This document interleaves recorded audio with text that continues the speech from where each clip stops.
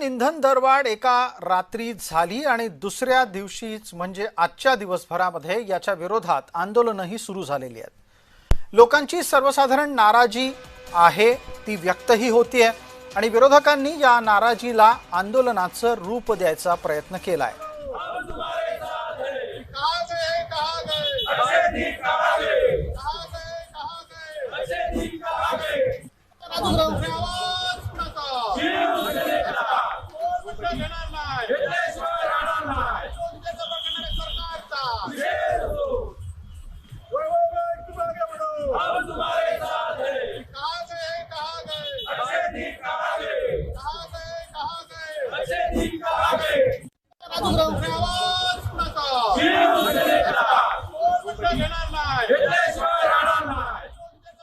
आज आपण बघितलं एकीकडे मोदी सांगतायत लोकांना चालत फिरा म्हणून आणि आपण परदेशात फिरतायत।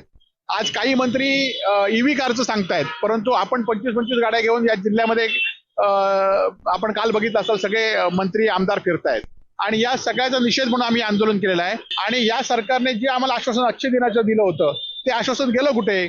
आज या पेट्रोल डिझेल दरवाढीमुळे दुधाचे दर, भाज्यांचे दर, बिल्डिंग मटेरियलचे दर हे सगळे वाढलेले आहेत आणि त्यामुळे सामान्य लोकांचं कंबरडं या ठिकाणी ऐन हंगामात मोडलेलं आहे।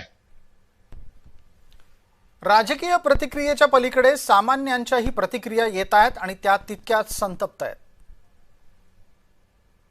सामान्य जनतेला भेटीच धरलेलं आहे प्रत्येक गोष्ट। ह्या इलेक्ट्रिक गाड्या घेण्यासाठीच हे पेट्रोलची बंदी घातलेली सामान्य जनतेला समजून येत आहे। सगळ्यात महत्वाचं गोरगरीब जनतेचा शासन विचार करत नाही आहे। शासन फक्त विचार करते त्यांना असणारी पेन्शन बघा, त्यांचा असणारा पगार बघा आणि सर्वसामान्य जनतेचा विचार या